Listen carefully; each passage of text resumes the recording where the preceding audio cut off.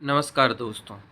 आज का जो हमारा टॉपिक है वो है COPD, chronic obstructive pulmonary disorders. COPD में दो मेन बीमारियां आती हैं, एक क्रॉनिक ब्रोंकाइटिस, दूसरा एम्फाइसेमा। और COPD is defined as a condition characterized by persistent airflow limitation that is usually progressive and associated with an enhanced inflammatory response in the airway and lungs to noxious gases and particle. COPD define होता है एक ऐसी condition जहाँ पे persistent air flow जो होता है वो लिमिट होता है, मतलब एयर के फ्लो में बाधा पहुँचती है। दैट इज़ यूजुअली प्रोग्रेसिव, जो हमेशा बढ़ता रहता है अक्सर, और एसोसिएट करता है कि इन्फ्लामेटरी रिस्पॉन्स जो होता है वो एयरवे का बढ़ जाता है और वो नॉक्सियस गैसेस और पार्टिकल के प्रति होता है। तो इस वजह से कोपियस स्पूटम जो होता है वो निकलता है, जिसकी वजह से सांस लेने में दिक्कत आती है। COPD असल में पूरा हुआ क्या कि डिस्निया हुई, सांस लेने में दिक्कत हुई, कफ निकला, स्पूटम ज़्यादा निकला और इरिवर्सिबल एयर फ्लो ऑब्स्ट्रक्शन हो गया, जिस सबको मिला के COPD हम बोल देते हैं। अब COPD में होता क्या है असल में कि स्टिकी म्यूकस ब्लॉक करते हैं एयरवेज को, जिसकी वजह से इन्फ्लामेशन होती है क्रॉनिक ब्रोंकाइटिस में। और एयर सैक्स वॉल सेप्टा जो होता है वो डैमेज होते हैं और एल्वियोलर वॉल जो होते हैं वो डिस्ट्रक्शन होता है और स्मूथ मसल कंट्रैक्शन होता है। तो obstructive lung diseases, diffuse parenchymal diseases भी इसको बोलते हैं। इसके रिस्क फैक्टर क्या क्या हो सकते हैं? एक ही ट्रिक याद रखनी, एक निमोनिक है स्मोक, ये इसके रिस्क फैक्टर हो सकते हैं।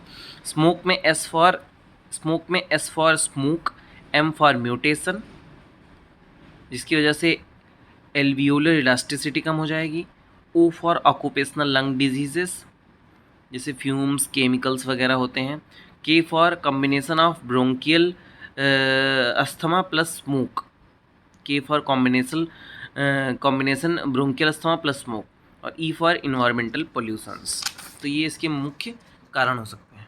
अब हम पढ़ेंगे एम्फाइसेमा। एम्फाइसेमा में एबनॉर्मल एयरवेज होते हैं, एबनॉर्मल एयरवेज जिसके एक तरीके से कोलैप्स्ड एल्वियोलर सैक हो जाता है और डक्ट कंप्रेस्ड हो जाती हैं और सेप्टा डिजॉल्व हो जाते हैं। गैसेस एक्सचेंज जोन में एसिनस पाए जाते हैं, वो कम हो जाते हैं और रेस्पिरेटरी, ब्रोंकियल, एल्वियोलर सैक और ब्रोंकाई सब जगह जो होते हैं इसकी कमी हो जाती है। अब अस्थमा और COPD में कॉमन क्या है और अंतर क्या है? अस्थमा में कफ जो होता है वो क्रॉनिक एयरवे इन्फ्लामेशन की वजह से होता है और COPD में ऑनगोइंग म्यूकस प्रोड्यूसिंग जो होता है वो कफ पैदा करता है। और कॉमन क्या होता है? दोनों में वीजिंग होती है, चेस्ट की टाइटनेस होती है और शॉर्टनेस ऑफ ब्रेथ देखने को मिलती है। क्लिनिकल मैनिफेस्टेशन क्या होगा हम पढ़ेंगे एम्फाइसेमा में। तो कफ होगा, स्पूटम प्रोडक्शन बढ़ जाएगा, डिस्निया होगा, वेट लॉस, रिस्पिरेटरी इन्फेक्शन और बैरल चेस्ट देखने को मिलेगा। ईजिली फैटिग्ड हो जाएगा। Use of accessory muscles to breathe, हम एक्स्ट्रा एसेसरी एब्डोमिनल मसल्स का भी इस्तेमाल करेंगे। Orthopnoeic wheezing, lip breathing, prolonged expiratory time बढ़ जाएगा और इसमें क्लबिंग ऑफ नील्स देखने को नहीं मिलेगी। अब क्लासिफिकेशन एम्फाइसेमा का कैसे करेंगे हम? एम्फाइसेमा का क्लासिफिकेशन होगा, एम्फाइसेमा में शॉर्टनेस ऑफ ब्रेथ बता दी, इलास्टिसिटी कम हो जाएगी और मेनली जो होता है वो थोड़ा सा 4 तरीके का एम्फाइसेमा देखने को मिलेगा। एक होता है पैन एसिनर एम्फाइसेमा। पहला होता है पैन एसिनर एम्फाइसेमा। पैन का मतलब एंटायर एसिनाई डायलेट कर जाते हैं लोअर लेब ऑफ लंग्स में मेनली। फिर होता है सेंट्री एसिनर, इसमें प्रॉक्सिमल स्ट्रक्चर जो होता है और रेस्पिरेटरी ब्रोंक्यूल का वो कर जाएगा। फिर होता है पैरासेप्टल एम्फाइसेमा, जिसमें डिस्टल स्ट्रक्चर जो होते हैं वो दिक्कत करते हैं। फिर होता है एक इर्रेगुलर भी होता है। और एक पैन एसिनर एम्फाइसेमा में अल्फा 1 एंटीट्रिप्सिन एंजाइम की कमी भी देखने को मिलती है।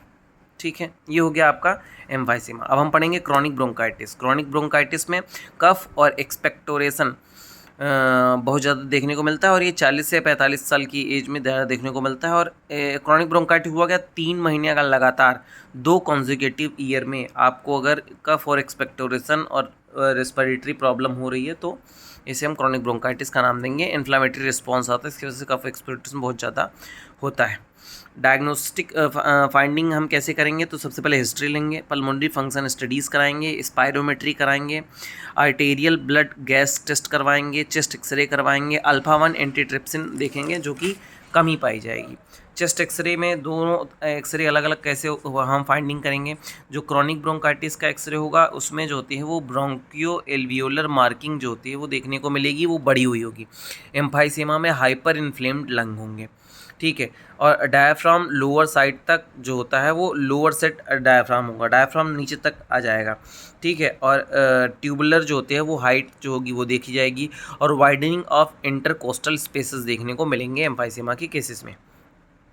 एक होता है रीड इंडेक्स इनका पता लगाने के लिए, जिसमें thickness of mucus gland layer upon thickness of bronchial wall जो होती है, ये इसकी कॉमन वैल्यू जो होती है वो 0.44 प्लस माइनस 0.09 इतनी होनी चाहिए, और क्रॉनिक ब्रोंकाइटिस के केसेस में ये बढ़ी हुई देखने को मिलती है। इन्वेस्टिगेशन हम क्या क्या करवाएंगे ऐसे केसेस में? पल्मोनरी फंक्शन टेस्ट करवाएंगे, एक्सरे करवाएंगे, सीटी स्कैन करवाएंगे, डेफिनेटिव टेस्ट होता है सीटी स्कैन, और माइक्रोस्कोपिक टेस्ट करवाएंगे, और रीड इंडेक्स करवाएंगे। ट्रीटमेंट के लिए हम स्मोकिंग तुरंत फिलहाल बंद करवाने की कोशिश करेंगे, ऑक्सीजन थेरेपी देंगे, न्यूमोकोकल वैक्सीन्स देंगे, ब्रोंकोडायलेटर्स बीटा 2 ओगोनाइजिंग ओगोनिस्ट देंगे, और कॉर्टिकोस्टेरॉइड वगैरह देंगे, और सर्जिकल थेरेपीज़ की अगर ज़रूरत पड़ेगी तो वो प्रदान करने की कोशिश करेंगे, ठीक है। और आपको बता दें ब्लू ब्लोटर्स बोलते हैं क्रॉनिक ब्रोंकाइटिस को, पिंक पफर्स बोलते हैं एम्फाइसेमा के केसेस में।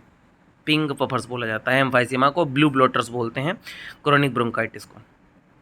धन्यवाद।